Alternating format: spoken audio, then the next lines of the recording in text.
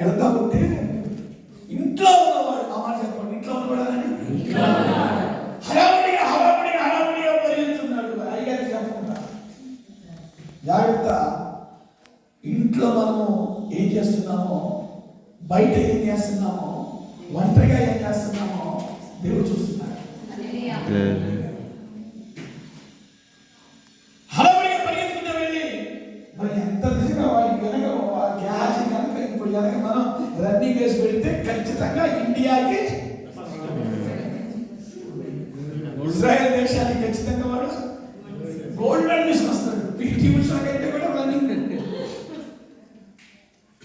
సరే వెళ్ళాడు. నయమాన్ అంటున్నాడు అన్సార్తో, అలా ఐదారు శిష్యుడు అన్నాడు, రొప్పుతా ఏంటి కొంతమంది శిష్యులు వచ్చారు కదేంటి, వాళ్ళకి బట్టలు కొంత విలువైన వస్తువుల్ని తీసుకొచ్చి తీసుకురామంటున్నాడు. అనగానే అయ్యారు పేరు చెప్పేది మనోడు ఏం చేశాడు, మన ఈ మధ్య కూడా నా పేరు చెప్పి గారు మీ దగ్గరికి నన్ను పంపించాడమ్మా అనగానే కొద్దిగా గొప్ప దేవుడు మంచి పంపించాడు, మనకి సాక్షి ఇచ్చాడు.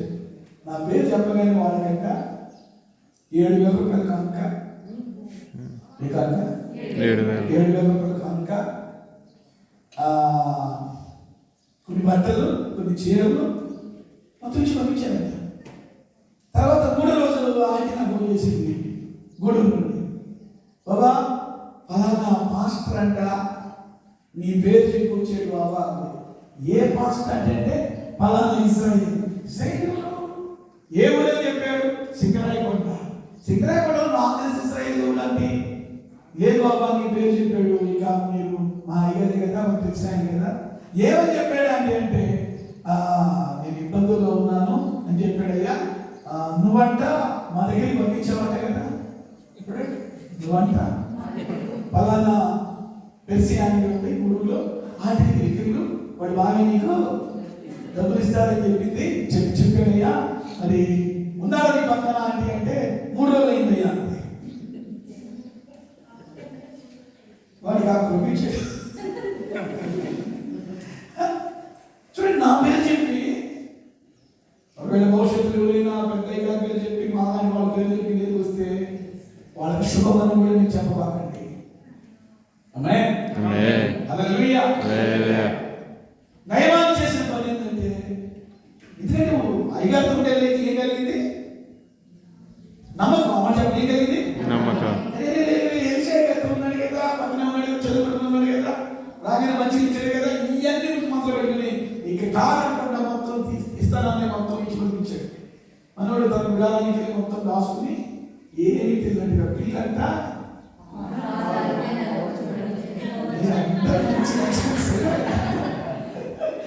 పిల్లి తాగి నన్నెవరు మరి ఎప్పుడైతే నయమాన్ దగ్గరికి వెళ్ళి తీసుకుని తన గుడారం రాసుకుని వచ్చాడో, లేదా దేవుని భయం నుంచి మాట్లాడుతున్నాను, దేవుని భయం నుంచి మాట్లాడుతున్నాను.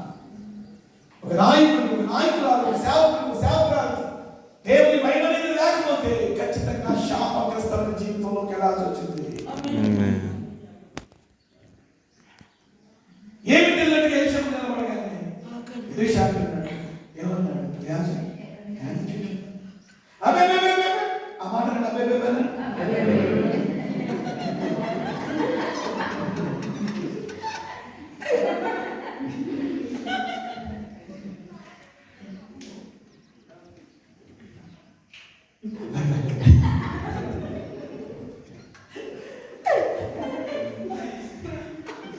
సిస్టర్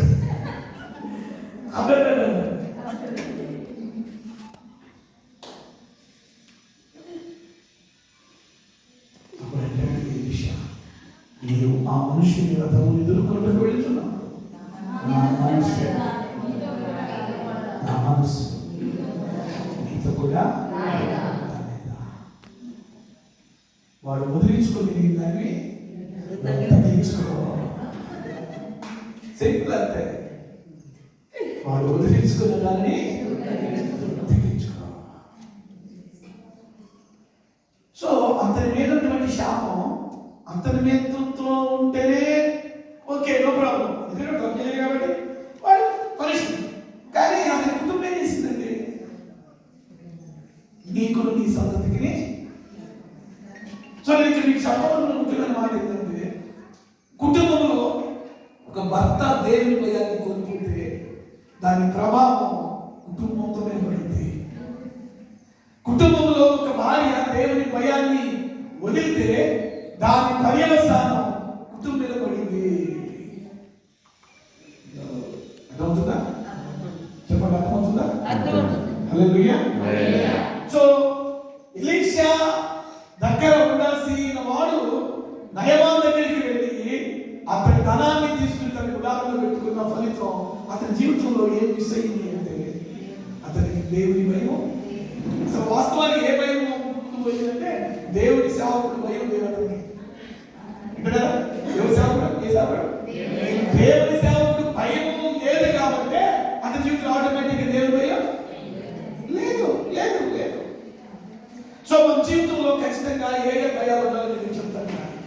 చాలా 10 నిమిషాల్లో 5 minutes కంప్లీట్. మొదటిగా దేవుని భయం అనేది ఉండాలి. రెండవదిగా దైవ భయం ఉండాలి. ఒకసారి మొదట దేవుని భయం, రెండవదిగా సేవకుల భయం. ఏ భయం? సేవకుని భయం. సో మూడవదిగా కుటుంబంలోకి వస్తా. సో కుటుంబంలో మీరు అడుగుతారు, ఇక్కడ నాకు చెప్పండి, పాయింట్ చెప్పండి, ఆన్సర్ చెప్పండి. కుటుంబంలో మీకు శిరస్సు ఎవరు? పెళ్ళైన సిస్టర్స్ చేయొద్దండి, ఓకే? కుటుంబంలో మీకు శిరస్సు ఎవరు? భర్త. నిజంగా నీకు ఆయన శిరస్సుగా ఉన్నాడా? శిరస్సు. సో పురుషుడికి శిరస్సు ఎవరు? భార్యకు భర్త శిరస్సు అయితే పురుషుడికి శిరస్సు ఎవరు? ఇప్పుడు భార్య భర్తలందరికీ శిరస్సు ఎవరు? యేసు ప్రభు. రైట్. ఇక్కడ నేను చెప్పాలనుకున్న రెండో భయం ఏంటంటే కుటుంబంలో భార్యలకి భర్త భయము ఉండాలమ్మా. ఏమై ఉండాలి? భర్త భయము ఉండాలి. దేవుడి భయం ఉంటే నీకు ఆటోమేటిక్గా సేవకుడి భయం ఉండింది. నీకు ఆటోమేటిక్గా సేవకుడి భయం ఉంటే భర్త భయం కూడా ఉండింది. కొంతమంది భార్యలకి ఈ భయాలు ఏముండవు. కొంతమందికి ఈ భయాలేమి ఉండవు. నాకు ఫాస్ట్గా తెలుసు. ఆయన ఒకసారి మీటింగ్కి రమ్మన్న, పలానా వెళ్ళరా అన్న.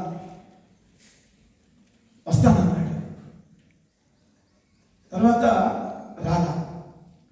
నేను అన్నాను, ఏంటప్పుడు వస్తానన్నావు, రాలేదు. ఏంటంటే అన్నా నీతో వస్తానా లేట్ అయిందా ఇక నాకు రాత్రి ఇంటికాడ భయం స్టార్ట్ అయిందన్నా అన్నాడు. చెప్పాడు.